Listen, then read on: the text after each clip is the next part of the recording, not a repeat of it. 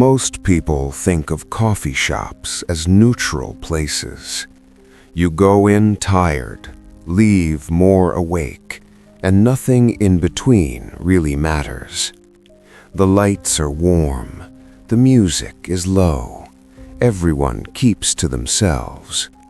But there's something unsettling about places designed to make you feel comfortable. When something goes wrong there, it doesn't announce itself. It doesn't crash in or raise its voice.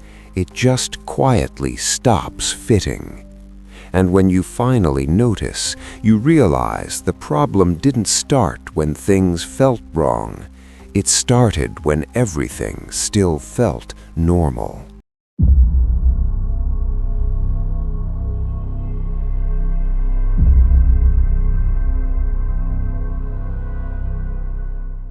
This first story was sent in by a woman named Emily.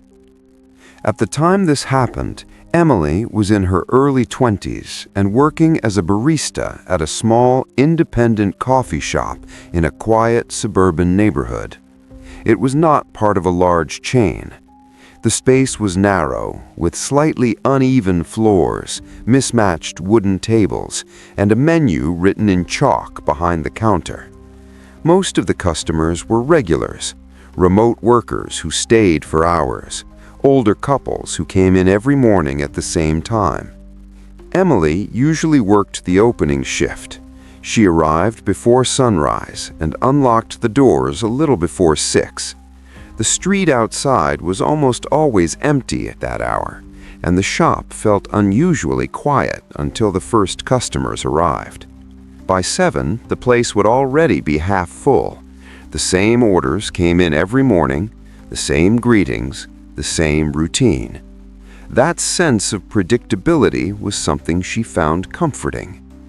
Everything felt normal at first. About a month after she started working there, Emily noticed one customer who did not quite fit the pattern. He came in every weekday morning at around 6:15. Never earlier, never later. He was always alone and always ordered the same thing, a small black coffee, no sugar, no milk. He never brought anything with him, no phone, no laptop, no book. He would sit at the same table near the back wall, positioned so he had a clear view of the counter. He never looked around the shop. He never watched the door. His attention stayed forward. At first, Emily thought he was just someone who liked quiet mornings. Some people needed silence before work, and she respected that. But after a few weeks, she started noticing something that felt off. He never drank the coffee. The cup would sit untouched in front of him for close to an hour. The steam would fade. The surface would go still. When he stood up to leave, the cup was always full. He would carry it to the trash himself, throw it away, give Emily a polite nod, and walk out. Emily began paying attention to small details. The way he sat without shifting his weight, the way he never adjusted his chair, the way his posture stayed exactly the same from the moment he sat down until the moment he stood up. It was as if he was waiting for something specific. What made her uncomfortable was the morning she realized where he was looking. It was not her face, not the menu board, not the espresso machine. He was watching her hands. Whenever she reached for a cup, his eyes followed. When she wiped the counter, his gaze moved with the cloth. If she stopped moving, he stopped watching. If she moved again, his eyes picked up exactly where they left off. When other customers entered, he did not look at them. His attention never shifted. Emily told herself she was imagining it. Stress made people notice patterns that were not really there. Still, she found herself becoming more aware of how she moved behind the counter. One morning, she decided to test it. She stood completely still behind the counter, pretending to look for something beneath the register. She stayed that way longer than felt natural. The shop felt unusually quiet. When she finally looked up, the man was still staring at the exact spot where her hands had been moments before. Not at her, at the empty space. After that day, Emily started asking another employee to open with her whenever possible. On mornings when she had to open alone, she stayed close to the counter and avoided unnecessary movement. She kept her hands below the counter when she could. The man continued to come in every morning, same time, same order, same table. He never acknowledged the change in her behavior. He never reacted when another employee was present. His routine never changed. One Friday, the owner asked Emily if she could stay late to help close the shop. It was unusual, but she agreed. Business slowed early that evening, and by the time the last customer left, the sky outside had already gone dark. The shop felt different without the background noise of customers. Emily locked the front door and turned back toward the shop to start cleaning. That was when she noticed a coffee cup sitting on one of the back tables. It was full, cold, completely untouched. She froze. She knew she had not served anyone after noon. She remembered every customer from the afternoon. None of them had sat at that table. The cup looked identical to the ones used during the opening shift. As she stood there, trying to decide what to do, there was a soft knock on the front window. Emily turned slowly. The man was standing outside. He held up an empty coffee cup in one hand, as if he had forgotten something inside. He was smiling, but it was faint and unmoving. His expression did not change when she made eye contact. Emily did not open the door. The man knocked again, gently, patiently. He did not raise his voice. He did not gesture. He simply waited, staring through the glass. The shop felt silent except for the sound of the refrigerator humming behind the counter. She stood frozen as the knocking continued for minutes. The man never looked away from the spot where she stood. When he finally stopped, he placed the empty coffee cup carefully on the ground in front of the door. Then he turned around and walked away. He never returned to the coffee shop after that night. Emily eventually left that job, but she says the experience stayed with her. Even now, she notices how people look at her before they speak. And whenever she enters a quiet place, she watches where their eyes go. Especially their hands.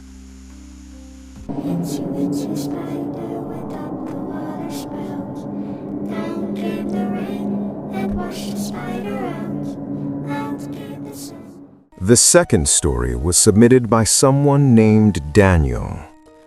At the time this happened, Daniel was a graduate student living in a large city. It was finals week, and most nights he barely slept. Coffee had become less of a choice and more of a requirement.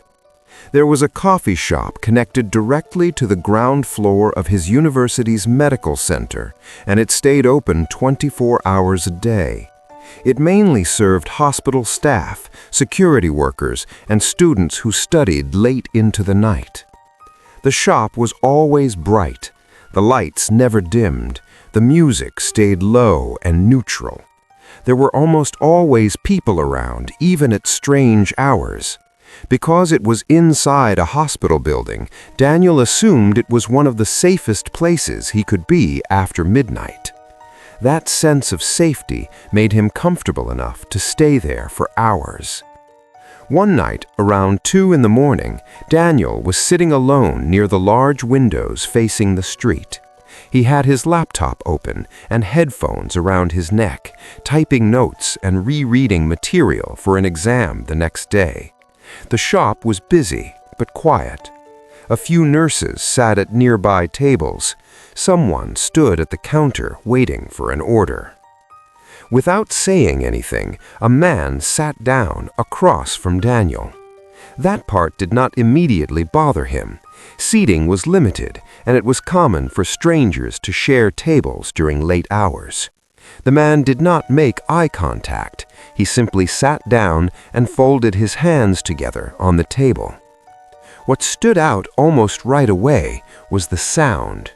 The man began whispering. He was not whispering to Daniel. He was not speaking into a phone or wearing earbuds. He was just whispering quietly to himself, non-stop, as if reading or repeating something under his breath. The tone was low and steady. Daniel could not understand the words, but the sound never paused. At first, Daniel tried to ignore it. He assumed the man was stressed, tired, or rehearsing something. Finals week affected everyone differently. Still, the whispering continued without change. After a few minutes, Daniel realized something else. The man did not have any coffee. There was no cup on the table, no lid, no bag, no phone, nothing but his folded hands resting near the edge of the table. He did not reach for anything. He did not move. He just whispered. Daniel glanced around the shop, expecting a barista or security guard to notice. Everything seemed normal. People walked by. Chairs scraped softly against the floor. The espresso machine hissed in the background. A nurse passed by their table and slowed her pace. She looked at the man first, then at Daniel. Her expression changed slightly, like she was unsure whether to stop. After a brief pause, she continued walking without saying anything. That was the moment Daniel started feeling uneasy. A few seconds later, he felt something brush against his foot. It was light, just enough to be noticeable. At first, Daniel assumed it was a loose cable, the leg of the table, or someone passing behind him. He pulled his feet back instinctively. When he looked down, nothing was there.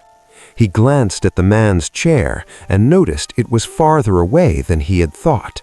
There was no reasonable way their feet could have touched by accident. The whispering stopped. The sudden silence was more unsettling than the sound itself. The man slowly lifted his head and looked directly at Daniel for the first time. His expression was calm, neutral.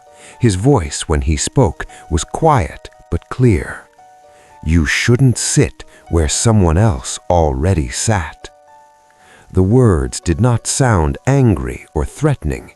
They sounded factual, as if he were stating a rule. Daniel did not respond. He closed his laptop, stood up, and walked straight to the counter without looking back. His heart was racing, but he tried not to show it. When he reached the barista, he turned and pointed toward the table. The seat was empty. The barista looked confused and told Daniel no one had been sitting there. She said she had been watching the floor most of the night and had not seen anyone matching that description. Daniel left shortly after. The next day, he contacted campus security and explained what had happened.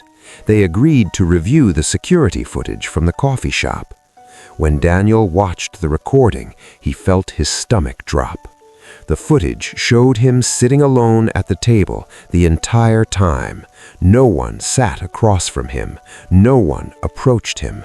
There was no sign of another person in that seat. Yet the video showed Daniel reacting, looking up, pulling his feet back, standing abruptly and walking away. Daniel never returned to that coffee shop. Not during finals week, not during the day, not even months later. He still studies late at night, but he avoids places that are always bright, always busy, and feel too safe to question.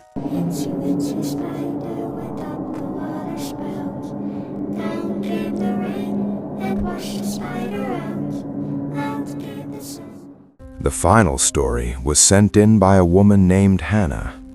When this happened, Hannah was driving home late after a long shift. It was past midnight, and her body felt heavy in a quiet, dull way. Not sleepy enough to pull over, but tired enough that everything around her felt slightly distant. The road was nearly empty. Street lights passed by at steady intervals, and the glow from her headlights stretched far ahead into the dark. Most businesses along the highway were closed, their signs were off, their parking lots were empty. Hannah had planned to drive straight home, but after several miles without seeing another open place, she noticed a small roadside cafe with its lights still on.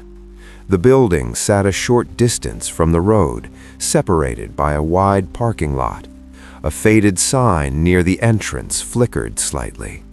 She decided to stop. The cafe was the kind of place usually visited by truck drivers and people traveling long distances. Nothing about it looked welcoming or unfriendly, just practical, a place meant to keep people awake long enough to continue driving. Hannah parked her car near the entrance and went inside. The moment she stepped through the door, she noticed how bright it was.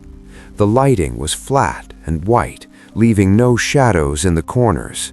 There was no music playing, no television, just the constant hum of machines and the faint sound of air moving through vents. The interior was simple. A long counter stretched across the front. A few booths lined the wall. The menu board behind the counter showed faded lettering. Some items looked like they had not been changed in years. There was only one employee working. He stood behind the counter, facing down towards something out of sight. He did not look up right away. The cafe was completely empty aside from Hannah. She walked up to the counter and ordered a coffee to go. Her voice sounded flat and tired. The employee nodded and turned away to prepare it. He did not say anything else. Hannah moved to the pickup area and waited. She leaned against the counter and checked her phone. Messages, notifications, nothing urgent. She scrolled slowly, more out of habit than interest, trying to keep herself alert. That was when she noticed the cup. It was already sitting on the pickup counter. A standard takeout cup with a lid, no visible steam rising from the top. Her name was written clearly on the side. Hannah stopped scrolling and stared at it. She leaned closer, making sure she was reading it correctly. The handwriting was neat and familiar, exactly like what she had seen in other cafes. There was no spelling error, no smudging, just her name. She glanced toward the employee, expecting him to be looking at her, but he was still turned away, focused on something behind the counter. Hannah looked around the cafe again. The booths were empty. The door was closed. No one else had come in. She was completely alone. She assumed it was a simple mistake. Before she could say anything, the employee turned back around. He called her name and slid a fresh cup across the counter toward her. This one was warm. She could feel the heat through the cardboard. The original cup stayed where it was. Hannah hesitated. She pointed at the first cup and asked if that one was meant for her. The employee frowned slightly. He picked up the fresh cup, checked the name, then looked at the other cup on the counter. His expression shifted from confusion to uncertainty. He shook his head and said he had not made that cup. Hannah felt a small, uneasy pause settle over the space between them. She told herself it was nothing. Cups got mixed up. Someone could have left it earlier. There had to be a normal explanation. She turned her head for a moment, glancing toward the door and then back toward the counter. When she looked again, the first cup was gone. The space where it had been sitting was empty. Hannah asked where it went. The employee looked genuinely confused. He said he had not moved it. He had not stepped away from the counter. He had not touched anything besides the cup he just handed her. Hannah scanned the length of the counter. There was nowhere the cup could have been placed without her seeing it. The cafe was quiet enough that she would have heard movement. The air felt heavier than before. Hannah picked up the coffee she had ordered and thanked the employee. Her voice sounded distant even to herself. She walked out of the cafe without looking back. Once inside her car, she locked the doors immediately. As she pulled out of the parking lot, she tried to calm herself. Long shifts cause confusion. Fatigue affected perception. She repeated it in her head like a reminder. Still, the feeling did not go away. At the next red light, Hannah picked up her receipt and looked at it more closely. The paper was still warm from the printer. The timestamp stood out right away. According to the receipt, her order had been completed 8 minutes before she walked through the cafe door. She checked the time on her phone. Then she checked the receipt again. The numbers were clear. Hannah drove the rest of the way home in silence. She did not turn the radio back on. She did not stop anywhere else. After that night, she avoided roadside cafes completely. If she needed coffee late at night, she made it herself. And whenever she ordered anything in public, she waited until it was placed directly into her hands.